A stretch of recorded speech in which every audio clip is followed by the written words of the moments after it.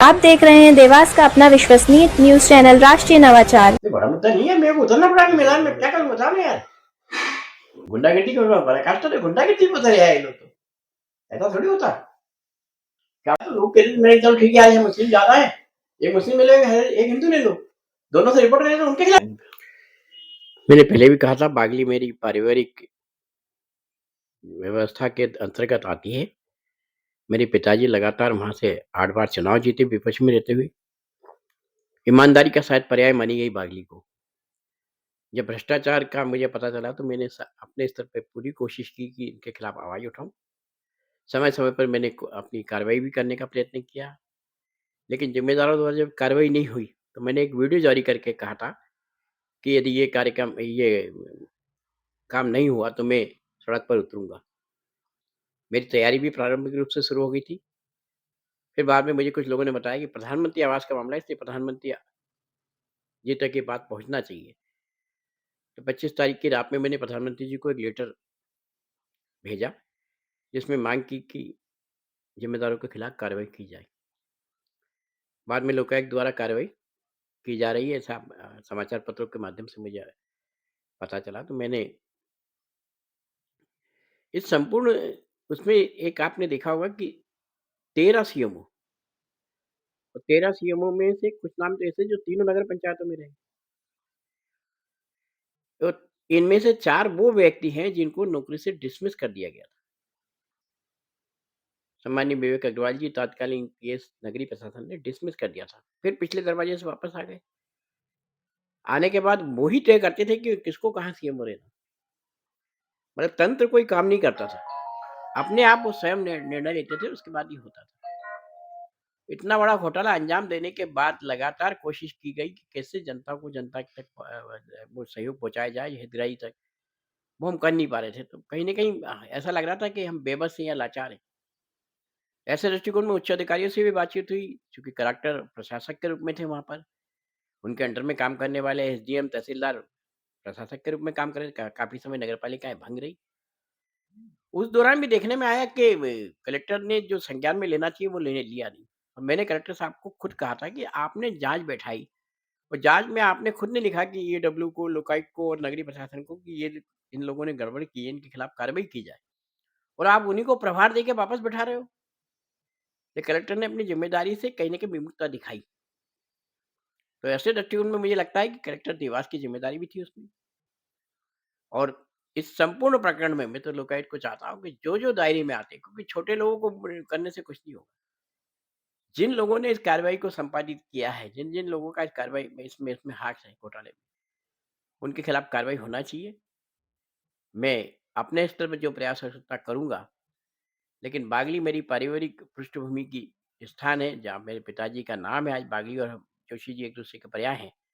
ऐसे दृष्टिकोण में ईमानदारी का जो एक पारदर्शिता का जो क्षेत्र बागली बना हुआ है, उसको बनाए रखने की ज़िम्मेदारी मेरी नैतिक भी है और कहीं न कहीं पारिवारिक भी है। उसके लिए मैं पूरी कोशिश करता रहूँगा। भैया कई जनप्रतिनिधि के नाम भी अब सामने आ रहे हैं इसमें, तो नहीं, मैंने बताया कि कुछ जनप्रतिनिधियों के खिलाफ तो रिपोर्ट है, जो तत्कालीन अध्यक्ष थे, जो भी थे, ज़िम्मेदार थे। लेकिन मुझे लगता है कि कहीं न कहीं इनको लाने में जो ज़िम्मेदारी है, जैसे कि आज पेपर के माध्यम से मुझे पता चला कि मैंने 5 सीएमओ को एक साथ कर दिया, तो इसको भी जाँच के दायरे में लाना चाहिए। मैं तो कह रहा हूँ मेरे को जाँच की शुरुआत क्योंकि 2003 से 8 में विधायक रहा हूँ। इसलिए ज़िम्मेदारी अगर चाहते हैं, तो जाँच 2003 से शुरू करें। जाँच शुरू करें, उन घोटालों में यदि मेरी संलिप्तता है, तो मेरे खिलाफ कार्रवाई करें। मेरे किसी सहयोगी के खिलाफ है, तो उसके खिलाफ कार्रवाई करें और नहीं तो जो दोषी हैं, उनके खिलाफ भी कार्रवाई करें।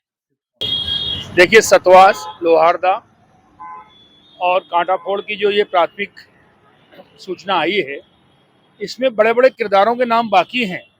ये तो एक शतरंज के मोहरे हैं जो सामने आ रहे हैं। इनको संरक्षण देने वाले और इनसे पैसे वसूलने वाले असल चेहरे सामने आना चाहिए। दीपक जोशी जी को मैं साधुवाद देता हूं, जिन्होंने बड़ी हिम्मत के साथ इस बात को उठाया है कि भ्रष्टाचार के खिलाफ सारे जनप्रतिनिधियों ने एक होना चाहिए। उन गरीबों की राशि जो उनके खाते में जाना थी, उससे बड़ी-बड़ी गाड़ियां खरीद ली गई है। बड़े-बड़े खाते साहब चेक करेंगे तो सबको मालूम है। कांग्रेस पार्टी ने पिछली बार भी वो मामला उठाया था क्योंकि भारतीय जनता पार्टी की सरकार है, इसलिए उसको दबाने का प्रयत्न किया गया। हम तो अभी भी मांग करते हैं कि इसकी खुली निष्पक्षता से न्यायिक जांच होना चाहिए। इसमें बड़े बड़े किरदार शामिल हैं, वो सामने आएंगे चेहरे जिन्होंने पैसे लेके काम करे हैं, बड़ी बड़ी गाड़ियों में घूम रहे हैं, जिनकी हैसियत मोटरसाइकिल में घूमने की नहीं थी, वो फॉर्च्यूनर की 50-50 लाख की गाड़ियों में घूम रहे हैं। ये सबको दिख रहा है और इसमें बहुत बड़ा गबन अभी सामने आएगा। मैं तो कहता हूँ कलेक्टर महोदय से कि 3 ही नहीं अपितु देवास जिले की समस्त नगर पंचायतों की जांच होना चाहिए। दूध का दूध, पानी का पानी हो जाएगा। क्या मानते हैं? प्रधानमंत्री नरेंद्र मोदी जी की योजना है, बीजेपी की सरकार है और बीजेपी के पूर्व मंत्री अब आरोप प्रत्यारोप कर रहे हैं। देखिए, कहीं ना कहीं जीवटता है दीपक जोशी जी में। वो कैलाश जोशी जी के सुपुत्र हैं, जिन्हें बाबा के नाम से जाना जाता था। बाबा एक ऐसा प्यार का संबोधन है जिन्हें ईमानदार की प्रतिमूर्ति कहा जाता है।